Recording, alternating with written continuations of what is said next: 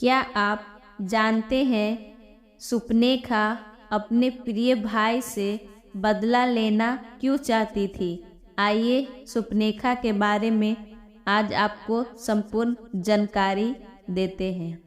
सुपनेखा महान ऋषि विश्रवा और कैकसी की पुत्री थी।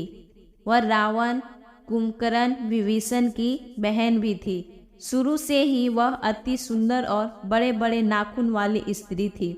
बचपन में उसका नाम मीनाक्षी रखा गया था, अर्थात जिसकी आंखें मछली के समान हो। बाद में उसे चंद्रमुखी के नाम से भी जाने लगा, अर्थात जिसका मुख चंद्रमा के समान हो।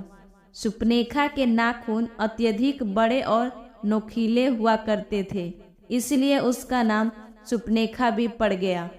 आज हम आपको अच्छे से बताते हैं। सुपनेखा जब विवाह के योग हो गए, तब उसका विवाह दैत्य राक्षस कालने के पुत्र विद्युतजीवा के साथ करवा दिया गया। विद्युतजीवा भी रावण के समान परम प्रतापी था और दैत्य जाति का राजकुमार था। उसके अंदर भी रावण के समान संपूर्ण पृथ्वी पर शासन करने और राजा बनने की चाह थी। रावण लंका का राजा था और अत्यंत बलवान था। उसने अपने पराक्रम के बल पर अनेक राज्यों को अपने अधीन कर लिया था। वह संपूर्ण पृथ्वी, देवलोक, पाताल लोक को अपने अधीन करना चाहता था। इसलिए उसने अपने जीवन काल में बहुत युद्ध किए। एक दिन उसका सामना दैत्य राजा कालने से हुआ। उनकी सेना में उनका पुत्र विद्युतजीवा भी था। रावण ने यह जानते हुए भी कि वह उसकी बहन का पति है, उसका वध कर दिया।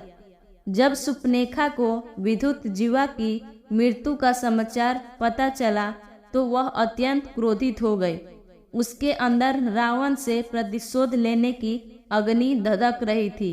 इसी प्रतिशोध की अग्नि में उसने रावण को श्राप दिया था कि उसकी मृत्यु का कारण वही बनेगा। रावण ने भगवान ब्रह्मा, विष्णु, शिव की कठोर तपस्या करके अनेक वरदान प्राप्त किए थे। इस कारण उसे वरदान था कि उसकी मृत्यु किसी देवता, राक्षस, दैत्य, दानव, असुर, गंधर्व, किन्नर, सर्प, यज्ञ, गरुड़, नाग और गिद्ध किसी से नहीं होगी। सुपनेखा भी एक राक्षस थी, तो वह भी रावण को नहीं मार सकती थी। अब वह रावण से अलग अपने भाई खर और दूषण के साथ रहने लगी थी। एक दिन सुपनेखा वन में विचरण कर रही थी तो उसकी नज़र भगवान श्री राम की कुटिया पर गई।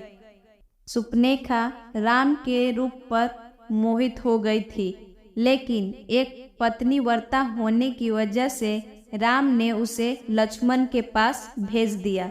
लक्ष्मण भी एक पत्नीव्रता थे, इसलिए उन्होंने भी सुपनेखा को अपनाने से इनकार कर दिया।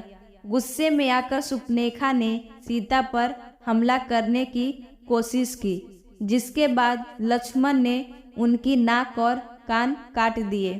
हालांकि यह कहानी ये भी है कि पति के मारे जाने के बाद वो अपने भाई रावण से बदला लेना चाहती थी, लेकिन उसके रावण की शक्तियों का एहसास था। जब उसने राम को पराक्रम के बारे में सुना तो रावण से बदला लेने की उसकी इच्छा फिर से जाग उठी। इसलिए उसने राम और रावण के बीच दुश्मनी पैदा करने का काम किया, जिसकी वजह से रावण ने सीता का अपहरण किया।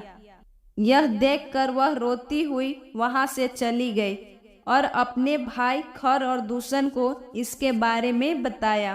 खर और दूषण जब सुपनेखा का बदला लेने के लिए गए तो राम और लक्ष्मण ने उन दोनों का वध कर दिया।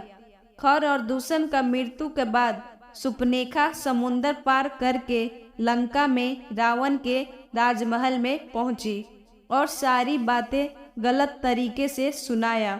उसने रावण के सामने भरी सभा में उसकी शक्ति पर प्रश्न उठाया तथा अपनी बहन के अपमान खर दूषण की मृत्यु का बदला लेने की बात कही। इसके साथ ही वह रावण के स्त्री के प्रति प्रेम को भी भली भांति जानती थी। इसलिए उसने रावण के सामने माता सीता की सुंदरता का बखान किया और रावण के लिए उससे एक उत्तम स्त्री बताया। रावण सीता के बारे में ऐसा विवरण सुनकर विचलित हो उठा। अपने अहंकार के मद में रावण ने माता सीता का अपहरण किया, जो अंत में उसकी मृत्यु का कारण बना। कुछ लोगों के अनुसार सुपनेखा ने जानबूझ राम और लक्ष्मण को क्रोध दिलाया था, ताकि रावण ने स्वयं को मिले वरदान में अपनी मृत्यु के कारण में मानव और वानर को नहीं मांगा था, तो इसकी मृत्यु उन दोनों के द्वारा ही हो सकती थी।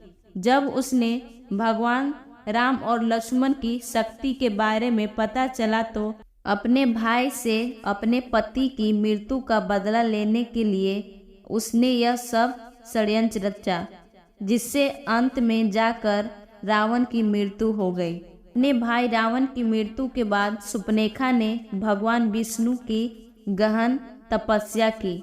उन्हें अगले जन्म में अपनी पत्नी के रूप में मांगा। भगवान विष्णु ने उसे यह वरदान दिया, अगले जन्म में जब भगवान विष्णु कृष्ण रूपी अवतार में इस धरती पर आएंगे, तब उनकी 16,000 पत्नियों में से एक सुपनेखा भी थी। दोस्तों, हमारे द्वारा दी गई जानकारी अगर आपको अच्छी लगी हो तो कृपया कर मेरे चैनल को लाइक, सब्सक्राइब करें और कमेंट कर मेरा हौसला बढ़ाएं। धन्यवाद।